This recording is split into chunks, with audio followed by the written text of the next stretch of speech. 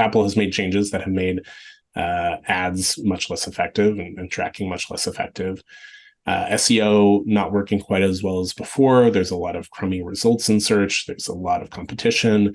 And so these tools that were like essential for the B2B SaaS playbook are not working the way they used to. It's frankly, pretty scary for businesses. And so I don't want to, be blindly optimistic about community and say community is the one savior for all these things. But I think there is absolutely a role for community there, because people are, not trusting Google search results as much. They're going to TikTok to search for things. They're going to Instagram. They want to hear from people, and community is people. So I think there's a big opportunity for community to pick up some of the slack here.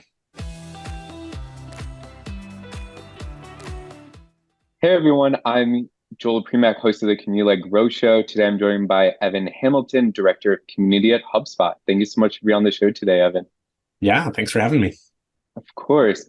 Let's start off with a super basic question. Would you please give all of our listeners a quick 30-second intro about yourself? Yeah, I've been in the community industry for over 15 years at companies like User Voice, Coursera, CMX, Reddit, now at HubSpot, leading up our community-led growth efforts. In my spare time, I like to hang out with my kids and play some guitar.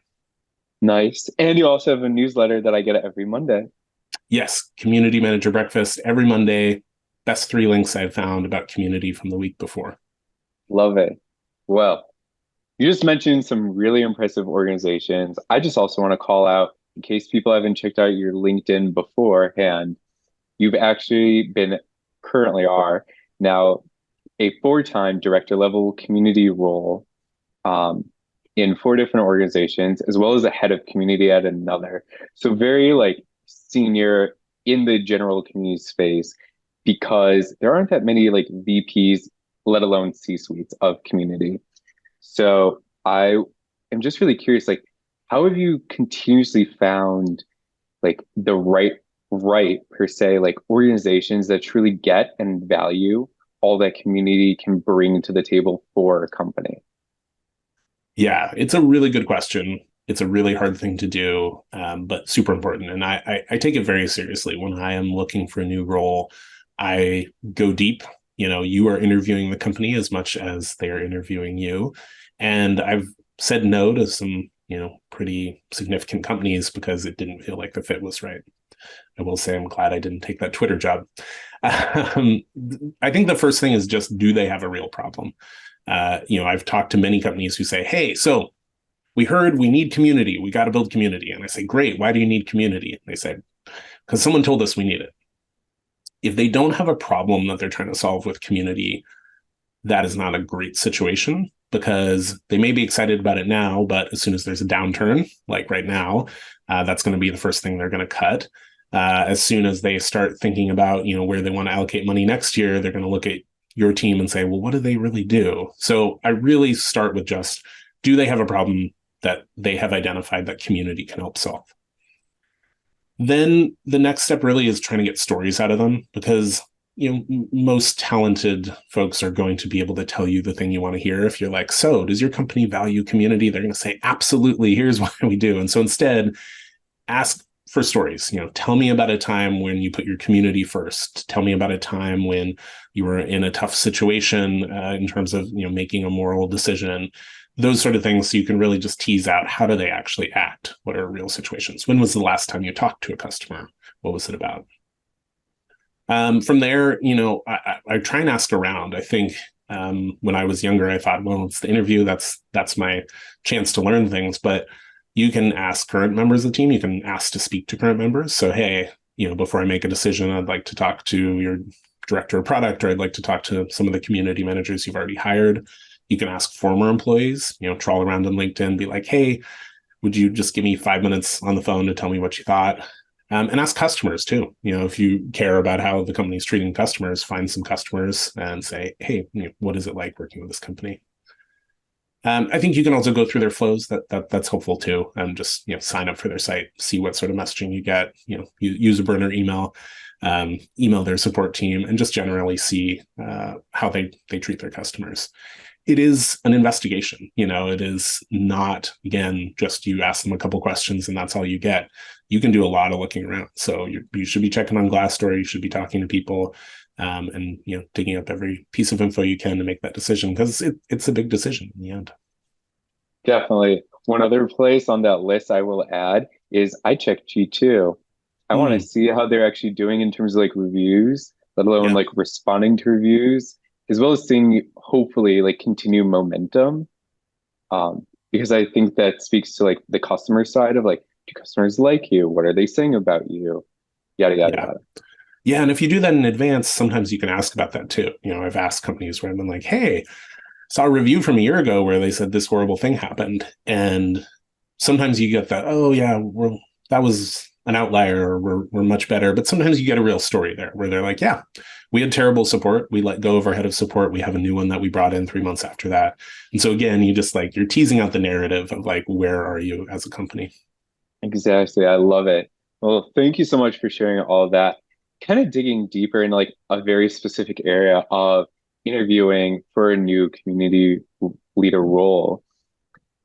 Now, since joining Lattice, I've learned so much more about HR and everything kind of encompassing people and employee experience. One of which is like salary and total rewards benchmarking. Community means one, so many different things at so many different Mhm. organizations. Two, as I mentioned earlier, there aren't too many people at, let alone like the director, like, and then as you continue going up in organizations. So how have you, for everyone, like gone about actually benchmarking where you'd like your comp and salary and overall total rewards package to be compared to your peers? It's hard, for all the reasons you mentioned. Community can encompass a lot of things. It's still a pretty new industry. There's just not a lot of people in leadership roles, so there's not a ton of useful data out there. There are some community salary reports. I definitely recommend looking at them, but a lot of the ranges are like 50,000 to 110,000, which is a pretty big range. And so it can be tricky. I think things that will affect it, your seniority. Even if you're very talented, if you're 2 years into it, you're not going to, get offered as much. The stage the organization is in, just keep in mind, based on how much funding they have, how much runway, the, economic situation, they'll be able to pay more or less. Startups don't pay as much as big giant companies, but they can pay all right. The community stage is another. I mean, if you're launching their community for the first time, they haven't seen the value yet. And so, yeah, they're probably going to pay less. If they have a massively successful community or one that was once great that they need you to revamp, like they've seen some of the value. And so they should be willing to pay a bit more. It also, how many people you're managing affects that, which probably isn't fair. I don't kind of love the more you manage, the more you get paid, but it's just a fact of the industry. And then, whether you can show dollar value. If they're asking you to come in, they're like, hey, just create a community because we want good vibes. I mean, again, going back to solving a problem, you're probably not going to get paid as much for that. If they're like, hey, we need this community, this is going to help us, 10x our growth. Okay, then they should be paying the amount that you would expect for 10x.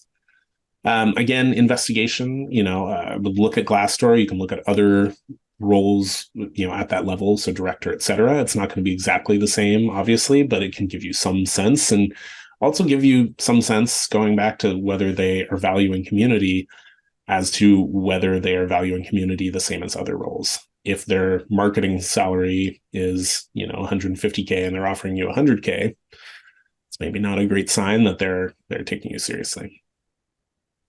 Um, there's also like a fine line, I think, between underselling yourself and overselling yourself. And one thing to call out here is that studies show that generally women and minorities are less likely to advocate for themselves because of, unfortunately, how society has conditioned them. And so, this is going to depend a little bit on what mindset you're coming in with. You want to make sure you're asking for the right amount. You definitely don't want to undersell yourself and put yourself in a bad position. You also don't want to go so crazy that you're going to have, eyes on you saying like, okay, we doubled that salary. When are you going to deliver? And so you have to figure out that balance for yourself. and also just what you need in your life. I mean, ultimately, it kind of comes down to that. And I think that's where, to your point about packages versus just pure pay, it really depends on how much risk you're willing to take on, what things are important to you. You know, before the podcast, we were talking about working remotely. If that's super important, that can be something that you factor in. Stock is such a tricky thing. It's sort of, it is playing the lottery. I'm 0 for 4 on stock. Someday I'll make some money off of stock. But you know, if you say, hey, I really believe in this company and I can make do with less salary, then stock is a great way to bump up that offer. If you're like, no, I got to pay the bills, I've got kids, I got things to pay for, I don't know how this company is going to do, you might want to go heavier on the cash side. And you know, there's other things you can work out in there, right? There's bonus structures, there's a signing bonus. You know, I've definitely had that before where the company's like, we can't hit the number you want, but we could do a signing bonus for the first year, and then hopefully you get promoted for the next year. And that's kind of a nice way to not push them to such a high number that they're going to be watching like a hawk, but be able to get that extra bump. So you know, it really is a journey. Again, I think it starts with a lot of investigation and thinking about what is most important to you, and then just navigating it with the company.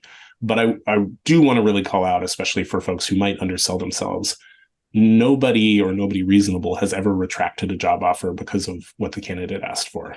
They will just say, we can't do that. Here's what we can do. And so, you know, don't sell yourself short. Don't say, well, that's what they offered. I don't want to scare them off. I don't want to upset them. If you upset them by asking for what you're worth, then you don't want to work there. I would 1,000% agree. I would equally add on to that and say that I think it's really interesting how people, like, how do I say this?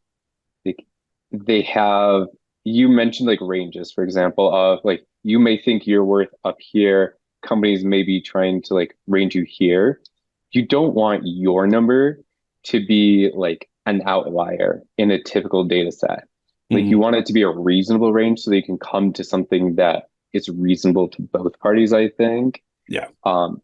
Less of like, you're here, they're here. How are you going to make, as you said, even like a 50K jump?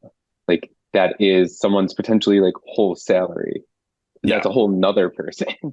Yeah. So that's a lot to jump. And one thing to keep in mind is companies are unsure how to set these salaries because there's not a lot of data. Probably most of them are looking at, you know, ComScore, CMX reports on salaries. And again, those reports are funky because there's just not a big enough data set. And so, you know, there are people with the title community manager who are basically doing director level work and might be paid a lot more. There are people in director level roles who are getting screwed over, paid not enough. And so that's another thing to keep in mind, is just helping them understand where your number comes from and saying, hey, you know, this is what the average salaries are. If you're asking for more, explain, hey, this is why I'm worth more. You know, I've done this, I've done that. You're not going to find very many people who have done those things. That can often be true. Or if they're really lowballing you, saying, hey, look at this report, like the median salary is higher than what you're offering me, so you should adjust the offer. Yeah. One other thing, you mentioned this earlier, but I am a big fan of like talking to your peers, yes, about the company, but I think in turn, especially in community, that equally is almost like more valuable if they're comfortable even sharing like range or ballparks Yeah. of like, hey, where they are. Because you can kind of like benchmark someone else because you understand like community better than most like people who aren't in it, is what I'm trying to get at. So you can benchmark for yourself and say like, hey, talk to 5 other people who are at director level roles at companies of similar stages and sizes to our like this one. Here's where they're at. Here's where your offer is. See the 100%. little drop off right there. Yeah. Let's make that work. Yeah. Yeah. And I mean, anyone who wants to, you know, send me a message on LinkedIn, you know, I'm happy to ballpark that for you because I've hired lots of community people and been in a bunch of roles. And so, yeah, absolutely. I can kind of squint at it and give you a sense of whether you're getting a reasonable offer. Yeah. Well, you mentioned this a minute or so ago about how you really like to see companies trying to solve for a specific problem. or business outcome that they would like community to directly impact. So now that you worked in a handful of different community roles at a handful and variety of like different types of companies, all within tech, but you mentioned some B2C, some B2B, EdTech, Reddit, Coursera, etc. So I'm just really curious, like, what are some of those like typical outcomes that you hear and see businesses trying to impact by either launching or already having an existing community? Yeah. So I would go back to the Spaces model from CMX, which I helped a little bit on back in the day. And so what that acronym stands for is support, product acquisition, content, and engagement. And so on the support side, this is kind of the common legacy use of communities. It's still very much in play, but based on what I've seen, starting to decrease a little bit. And in terms of share, this is about getting peers to help each other and to decrease support costs. And so the measurement here is really around, how much does it cost to have a support agent handle a ticket? And then how much does it cost to have it answered in a forum? I don't know, do we want to dive deep on ROI measurement or should we Oh, stay I'm high all level? here for it. I am so Cool. here for it. I love it. Go, go, So, go is like deep as you want in it. I think everybody needs to hear this. Yes. so that's the like safe measure of deflection, which is just somebody posted in the forum and they got an answer, the cost to get them an answer compared to the cost if they wrote it. Usually less because usually it's a peer answering them. And so you're just factoring in the forum software cost and the community management cost. You can start to think about, well, okay, there's probably people viewing this answer who got a solution from it without writing anything, especially if you have, a post in the forum that gets 4,000 visits a month, that's saving you some money. It's a really tricky one. Richard Millington has talked a lot about this because you just don't know how many of those people are getting a solution. You can try and do some surveying on the site, which can help a little bit, but I would advise not saying, hey, 100% of people who visited this page were deflected. You want to choose some sort of reasonable number in there. Rich has seen numbers around, I think, like 2%. So don't expect it to actually be a lot of visitors. And you just want to be careful with that number because as soon as somebody skeptical comes in, they're going to poke holes in it. So you don't want to overextend yourself there. It's also worth looking at retention numbers. Support forums, can be very cut and dry, but they can also actually add a lot of value. And so look at people who spend time in the support forums. Is their retention value higher? That's actually one that I don't see measured very often, but is a huge benefit. The second part of space is product. And so this is about product ideation and feedback. This one is challenging. It is often, I think, a secondary benefit, an ancillary benefit that people add on because it's very hard to get a dollar number here. You can potentially look at feature adoption, how many people who asked for a feature and then we announced it started using it, but it's still going to be a relatively small number. You could look at satisfaction, but really this is just about providing anecdotal value for your product team. And so I don't recommend leading with this as the value you're providing, but it's definitely something you can add on. Third is acquisition. And so this is actually helping bring in customers. And I think this is kind of the cutting edge of community because very few people have done it and even fewer have written about it or done talks about it. As I've asked around, people have said, yeah, we feel weird about it, so we don't share, which I don't think you should feel weird. I mean, as long as you're helping those people, great. If they become customers, I think that's a win-win for everyone. And so this is about bringing new people into your orbit, actually getting them to become customers. And so you can look at things like customers who first came in via the community, that was their first touch to your organization versus coming in via a marketing campaign or something like that. You can look at customers that went directly from the community to purchasing. You can also survey about consideration, which is basically a brand marketing term for how likely is this person to consider using your brand, and look at how does community actually drive that, the people who you invited to your event, what is their consideration before and after? But still a lot of work to be done in that area. Content is basically if you have some sort of content engine and it's valuable to have content, you can get your community to create it. And again, measuring dollar value here can be challenging. It depends really if your company has a dollar value for content. And different companies treat content different ways. So if you have a team that's already measuring that, great. Otherwise, you might just be looking at the amount of views you're bringing in. And then lastly, and this is kind of my favorite, is engagement. And this is really about getting people to stay engaged with your brand and with your product. And so measurements here can be feature adoption. Are customers actually using your features? Retention, are they sticking around? Spend, are they actually upgrading and spending more with your company? And this is where I think community is really powerful.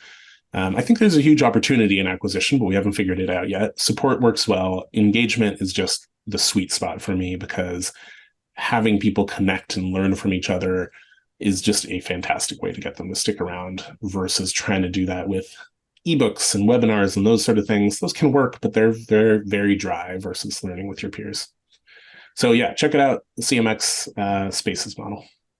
Awesome. Thank you so much for breaking that down, both like what each concept is, plus like some of the more typical ways I would say are to show ROI for each one. Because I think that that's really helpful and makes people think like these are true, consistent business outcomes that each of these support.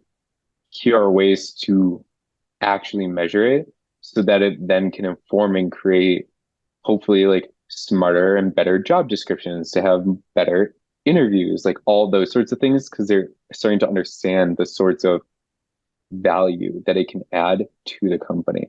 So thank you so much for sharing all of that. Yeah, I mean, this has been my hobby horse for years. I think we have a lot of artistic types in the community industry, myself included. I was a theatrical lighting design major, but just because there is art to our work doesn't mean there isn't a business value.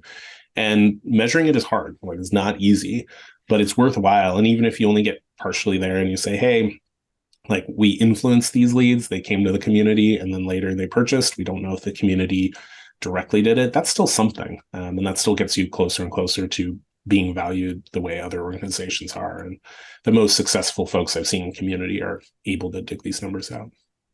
Awesome. Thank you so much. So, been around the block a few times in the community world. I know we're coming up close to time. So I'm really curious what your 3 community trends are for B2B SaaS in 2023 and beyond are. Yeah, it's a very interesting time. I think the first one is just the decreased efficacy of SEO and ads. Apple has made changes that have made ads much less effective and tracking much less effective. SEO not working quite as well as before. There's a lot of crummy results in search. There's a lot of competition. And so these tools that were like essential for the B2B SaaS playbook are not working the way they used to. It's frankly, pretty scary for businesses. And so I don't want to, be blindly optimistic about community and say community is the one savior for all these things. But I think there is absolutely a role for community there, because people are, not trusting Google search results as much. They're going to TikTok to search for things. They're going to Instagram. They want to hear from people, and community is people. So I think there's a big opportunity for community to pick up some of the slack here. The second one would be related, which is just the evolution of advocacy. Traditionally, B2B has done a lot of case studies and a lot of logos, and I just don't think that those have the impact they used to. It used to be, if you have like Google's logo on your site, it's really exciting. Google has many, many thousands of employees. And so being able to say we have one Google employee using our product is not very impressive anymore. It's like, it's table stakes. You got to have the logos, but I don't think those move the needle as much as they used to. And so, what we are seeing is the advocacy that is working best is people hearing from other people, looking on review sites, looking on social, going to their private communities, which is really a challenge for traditional marketers because you're not in those communities usually. And so figuring out how you can activate your community to go out and advocate on your behalf that to me is like the winning strategy. It's challenging and complex, and it's messy because it's not one channel with perfect measurement, but it is the thing that's going to make the difference, I think. Lastly, just thinking a lot about format. So this is both tools and the value provided. On the tooling front, I think people know I've been very skeptical of Slack for communities. I was kind of vindicated that there was some research from Common Room recently saying that chat communities see a big increase in traffic right at the beginning and then it falls off. It's not because I hate chat. It's just because I question chat, and especially a platform like Slack that isn't designed for communities, as the center of community. But what's been fascinating is seeing more forum softwares adding chat, and actually some chat softwares adding forums. And so I'm curious to see if we end up with this interesting hybrid model where like chat is the lobby and the forums are kind of the breakout rooms. I think there's some value in that because I understand the immediacy and the energy around chat is really interesting, but is not necessarily a great long-term store of value. So I'm curious to see how that one develops. I think there are other, formats that are interesting to explore as well. I'm not particularly, I don't know, optimistic about the metaverse, but I do think VR itself could be interesting. There was a great piece, forgetting where, I'll have to find the link and we'll put it in the show notes, but about how most people may actually encounter VR through their work first rather than through a personal purchase, which is much more how sort of desktop computers were introduced versus cell phones. And so I think in B2B, there's some opportunity to play around with VR and maybe be first there. I don't think it's going all in on the metaverse and opening up your virtual city, but I think it's, hey, if we're doing virtual events, maybe this is a way to make it more live and more fun. And frankly, I don't think that needs to be immersive 3D either. And there's great tools like Gather Town, which is sort of looks like 1990s Pokemon game, or Zelda, where you're like a little, 64-bit character. But it gives that feeling of I'm moving around. It's dynamic. I'm not just sitting in a wall of squares. The other thing, last thing about format that I think is really important is we need to be providing more value with our communities. When I was building the user voice community 10 years ago, just bringing together customer service professionals was enough. And I've seen lots of communities like this where it was like, for the first time ever, we're bringing together IT professionals, and people are just blown away that they are in a room with their peers. It's all been done. Everyone's been connected. For almost any group, at least large group, you can find a community. And so that means to stand out in the crowd, we either have to go more niche, which is definitely possible. You see people building communities for IT professionals working in food services. It's a very specific niche. And so there's going to have specific conversations there. But I think we also need to innovate in terms of format and how we're delivering value, because just throwing people in a forum and saying discuss, like, it's great if people get value out of that, but people have a lot to do in their day versus thinking about, well, what is a format that's really useful for this group? Is it one-on-one networking? Is it, maybe I was researching two personas that have trouble working together. And we were talking about, well, let's maybe have them do like a mock debate and bring together these two groups and like have them practice talking to each other. I think there's so much we can do to be creative here. And so B2B community professionals really need to start thinking deeply about how am I going to stand out in the crowd, because there's more and more competition. So two things. One, yesterday, I believe, or today, I forgot which day, I actually wrote a LinkedIn post about how brands need to create fans because they're not always going to be in the spaces where people are talking about their problems that they actually solve. So you need to have fans who can like speak up when they're not present, which 100%. is in like these almost like priceless, almost like walled off areas, more or less, to brands. Two, so on your mention of a debate between like two personas that typically struggle or to work together, I saw, I think it was maybe like last year, a brand and Second City partnered together, and they actually did Oh, a sales and marketing roast. And they actually had like a CRO and a CMO like nice. do a whole thing. There was like an education, I believe, like component too, Yeah, but they also had like an element of a roast too. So I love that. Yeah, that could be fun. get creative. Hmm. I mean, like, who doesn't love a good Second City show? I'm here. I love it. Yeah. So awesome. Well, love all the trends. Thank you so much, Evan, for joining us today on the Community Led Growth Show. If people want to follow and or connect with you afterwards, what are the best channels and or handles for them to use to do so? Yeah, evanhamilton.com. You can find a link there to sign up for my newsletter, Community Manager Breakfast. That's the best way to hear from me every Monday in your inbox. I won't spam you. I'll just send you 3 great links. You can also follow me on LinkedIn. I'm on Twitter, but not spending as much time there right now due to circumstances. So, yeah. Get that. Same here. I do get the newsletter. Will vouch. Very helpful links. Yeah, thank So, you. of course, got to compliment good when it's right in front of me. So, your newsletter is definitely great. On that note, have a great day. Thank you so much, Evan. Thanks for having me.